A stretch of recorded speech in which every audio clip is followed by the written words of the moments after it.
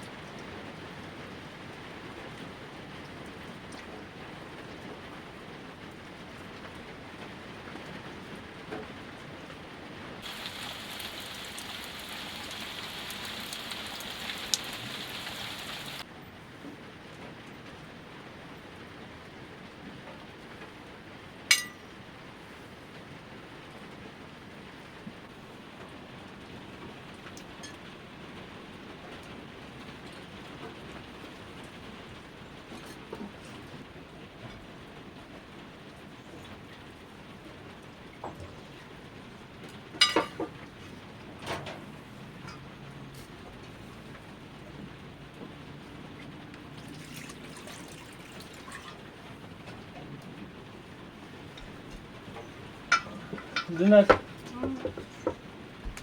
چیه؟ این دمنوش میخوام درست کنم بخوری سرما نخوری. دمنوش بخوری سرما نخوری. خب.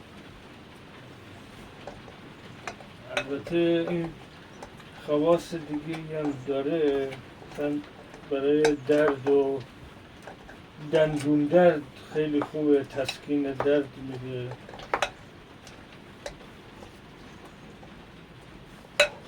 گرموشه شنم. آره و با نشاط میکنه، نشاط آور در واقع.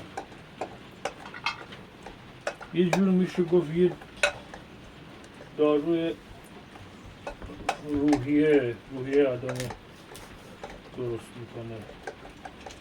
در افسردگی نام خوبه. آفرین، من هنوز زبونم نمیچرخه.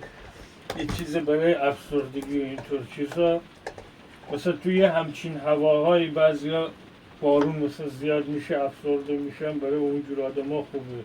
آرامش بخش. آفرین، خیلی آرامش بخش و چیز جالبیه. دمنوشو بزنم تو رک و بعد برم شکار.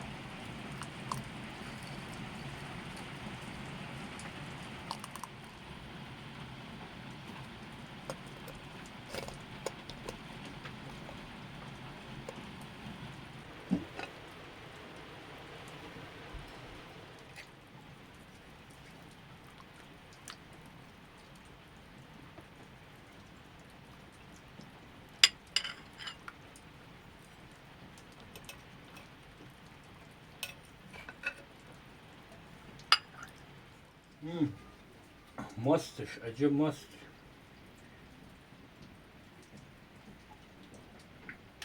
این هوای گیلان خودش در موردش هوای گیلان باید یک کتاب فیلم سینمایی بسازیم. تو یه ساعت چقدر تغییر کرد. پارسال یه روز بود یادته صبح آفتابی دم ظهر بارون اومده بود، بعد شد تقریبا حالت برفی گرفت، بعد ظهر هم هوا وایستاده بود دوباره صاف شب واسه ستاره تو زده چند بود. ساعت آره. کلا همه جور هوا شد. تو یه روز 3 جور هوا شده بود. 4 فصل شد. ام نداره دیگه، بارون به موقع اومد.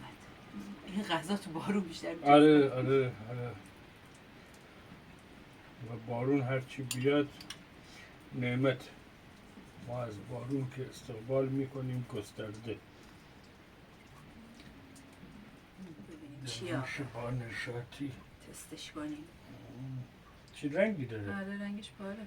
چه شکلی ده؟ یکم برای تو. کافیه برای من. نه دیگه دو قسمت مساوات برابری رعایت کنیم. بوی خوبی هم داره. آره عطر بوی خوبی داره، مزه خوبی هم داره. خیلی خوبه. این به شیرینی و این چیزا هم نیاز نداره.